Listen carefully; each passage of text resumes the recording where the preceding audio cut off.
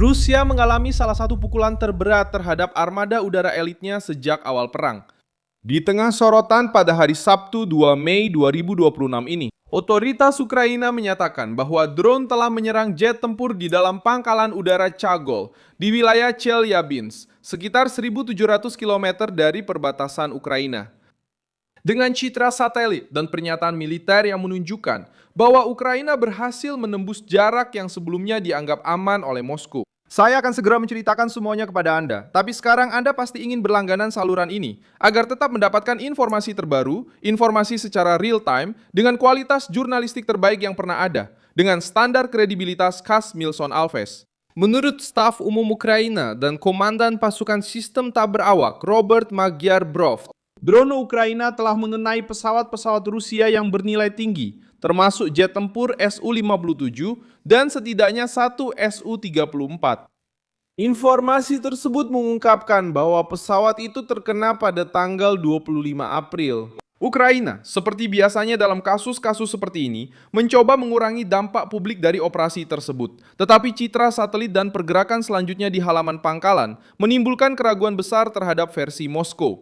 Inti permasalahannya sederhana, Su-57 bukanlah pesawat biasa di dalam Angkatan Udara Rusia.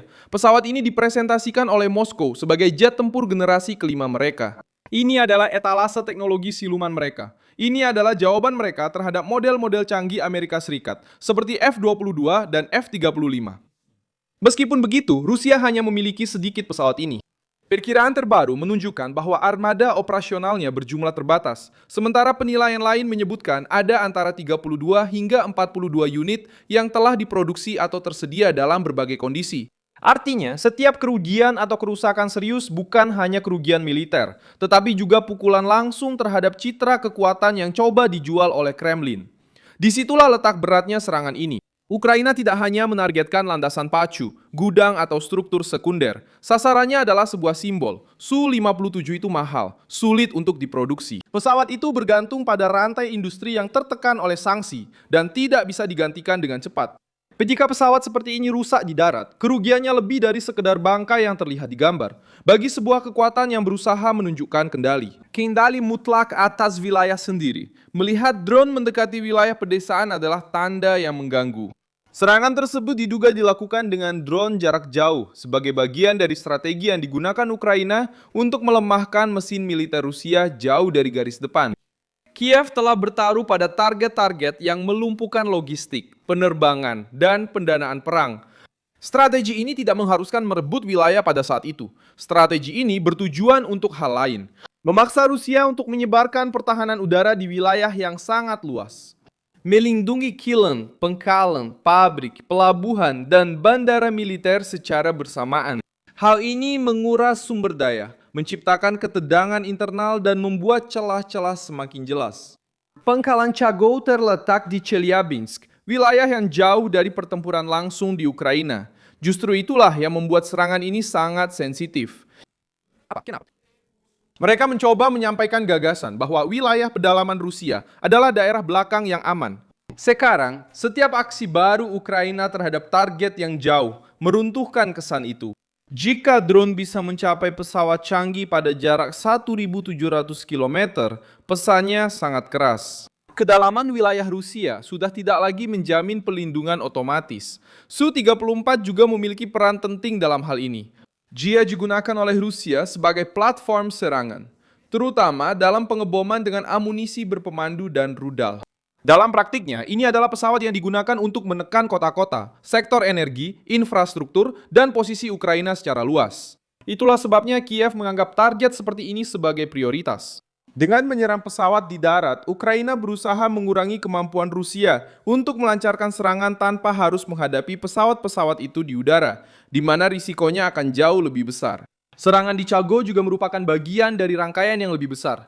Dalam beberapa hari terakhir, Ukraina kembali menyerang infrastruktur energi di dalam wilayah Rusia.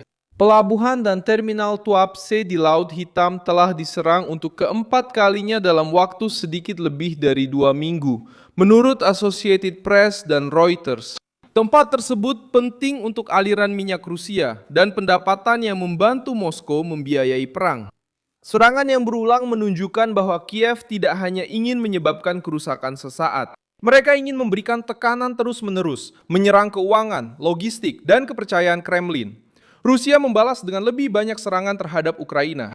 Pada 1 Mei, Moskow meluncurkan serangan besar-besaran dengan drone, menyerang wilayah-wilayah seperti Ternopil, Cherkasy, Vinnytsia, dan Odessa.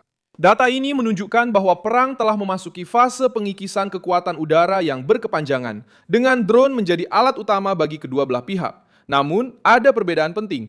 Sementara Moskow berusaha menghancurkan infrastruktur Ukraina, Ukraina berusaha menyerang titik-titik yang menopang kemampuan Rusia untuk terus menyerang. Inilah alasan mengapa serangan di Chagul memiliki kekuatan politik yang begitu besar. Ukraina berusaha menunjukkan bahwa Rusia bisa menyerang, tetapi juga bisa diserang di titik yang paling menyakitkan. Dan dalam kasus ini, targetnya bukanlah fasilitas sembarangan. Itu adalah aviasi canggih Rusia. Tepatnya sektor yang digunakan Moskwa untuk memberitahu dunia bahwa mereka masih berada di puncak teknologi militer. Persepsi ini berdampak pada sekutu, pembeli senjata, dan juga pada komando Rusia sendiri. Ada juga efek praktis di medan perang. Jika Rusia perlu memindahkan sistem pertahanan udara untuk melindungi pangkalan-pangkalan yang jauh, mereka akan mengurangi perlindungan di area lain. Jika mereka harus menyimpan pesawat di dalam bangunan tertutup, hal itu akan mempersulit operasi yang cepat. Jika mereka harus memperbaiki pesawat yang kompleks, itu akan menghabiskan suku cadang, waktu teknisi, dan tenaga kerja khusus. Dalam perang, hal-hal seperti ini sangat berpengaruh. Kemenangan tidak hanya datang dari satu ledakan saja. Kemenangan datang dari akumulasi biaya yang tidak bisa digantikan musuh dengan kecepatan yang sama. Sejarah terbaru memperkuat jalur ini. Pada Juni 2025, Ukraina sudah melaksanakan operasi jaring laba-laba, sebuah aksi terhadap pangkalan Rusia yang berhasil mengenai pembom strategis yang digunakan untuk meluncurkan rudal jarak jauh. Juni 2025. Estimaram na época que 10 aviões. Pada Juni, Ukraina sudah melaksanakan operasi jaring laba-laba, sebuah aksi terhadap pangkalan Rusia yang mengenai pembom strategis yang digunakan untuk meluncurkan rudal jarak jauh. Sebuah aksi terhadap pembom strategis Rusia yang digunakan untuk meluncurkan rudal jarak jauh. Pada Juni, Ukraina melaksanakan operasi jaring laba-laba, sebuah aksi yang mengenai pembom Rusia yang digunakan untuk meluncurkan rudal jarak jauh. Pada Juni, Ukraina melaksanakan operasi jaring laba-laba, sebuah aksi terhadap Rusia yang mengenai pembom strategis yang digunakan untuk meluncurkan rudal jarak jauh.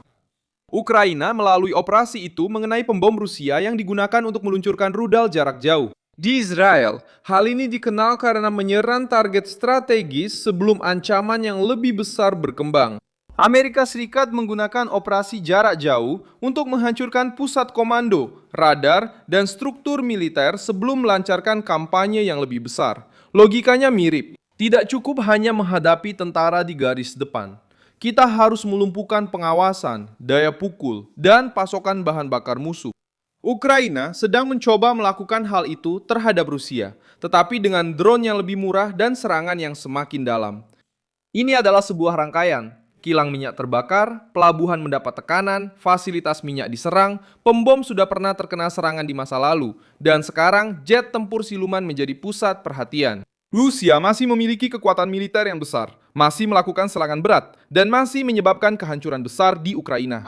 Namun gagasan bahwa wilayah belakang mereka terlindungi semakin melemah. Kiev berusaha mengubah kelemahan ini menjadi keuntungan politik. Dengan menunjukkan bahwa mereka bisa menyerang Chelyabinsk, Ukraina mengirim pesan ke Moskow, ke Eropa, dan ke Washington. Kepada Moskow, ini menunjukkan bahwa perang bisa kembali ke dalam wilayah Rusia. Kepada Eropa, ini membuktikan bahwa bantuan militer dan teknologi memberikan hasil. Kepada Washington, ini menegaskan, Ukraina masih mampu memberikan kejutan dan melemahkan kemampuan Rusia, bahkan setelah bertahun-tahun perang. Serangan ini juga menunjukkan adanya perubahan dalam perang drone. Pada awalnya, banyak yang melihat perangkat ini sebagai senjata pendukung, berguna untuk pengamatan atau serangan kecil. Sekarang mereka menyerang kilang minyak, pangkalan strategis, dan pesawat bernilai tinggi. Ukraina memahami bahwa mereka tidak perlu memiliki armada udara yang lebih besar dari Rusia untuk memberi pukulan. Mereka hanya perlu menemukan celah, memilih target yang tepat, dan mengulangi serangan sampai memaksa Moskow untuk bertahan di semua lini. Perang masih berlanjut, tapi pesan kali ini sangat berat. Aset udara utama milik Putin kini sudah tidak lagi terasa aman di dalam wilayah Rusia sendiri. Saya Milson Alves News, dan tujuan saya adalah membuat Anda tetap mendapat informasi yang benar setiap hari. Tautan berita ada di deskripsi video. Jangan lupa like video ini. Berlangganlah ke kanal ini. Dan di akhir, lihatlah komentar-komentar agar Anda bisa semakin terlibat dengan komunitas Milson Alves.